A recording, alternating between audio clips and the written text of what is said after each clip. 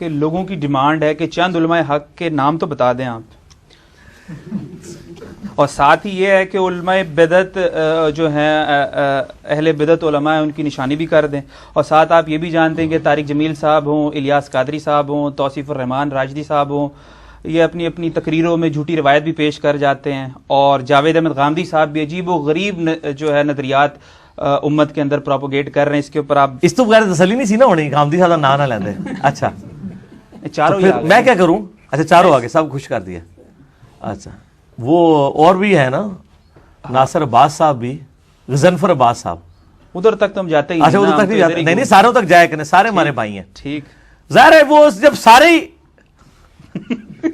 تو ہمارے بھائی ہیں نا، کیا کرے، ہمارے لیے تو برابر ہے سارے۔ جی جی، ساری غلط روایتیں بیان کر رہے ہیں نا۔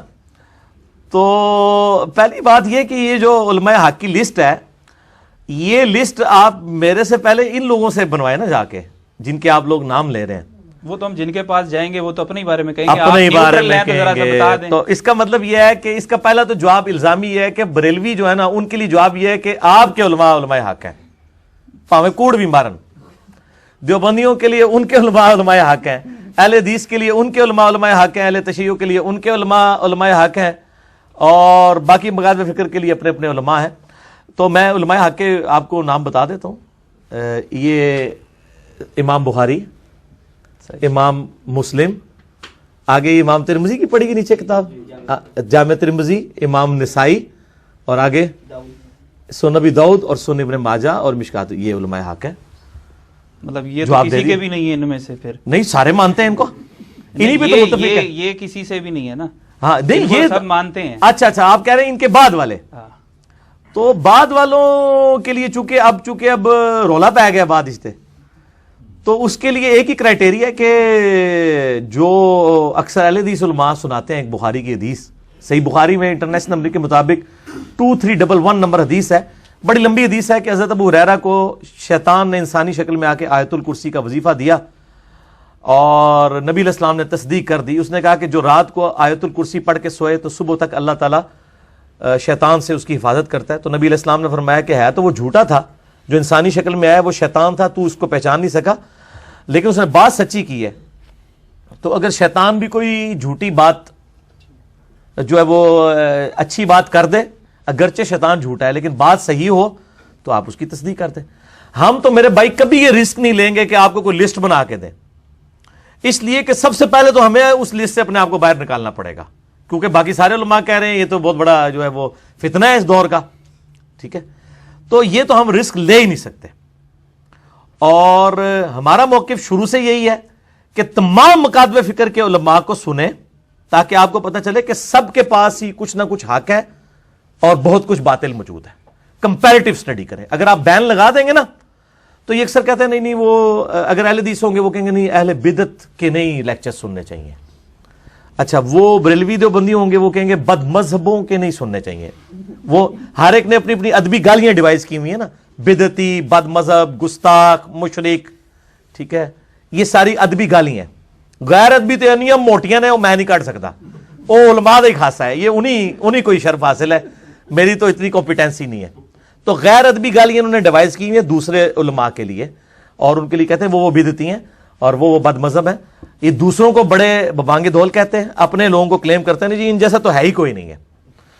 تو ان کو کہیں کہ ہمارا موقف یہ ہے، جس کا بھی سوال ہے، کہ آپ سب کو سنیں، جس کی بات صحیح ہے وہ قبول کر لیں اور کاؤنٹر ویریفائی کریں۔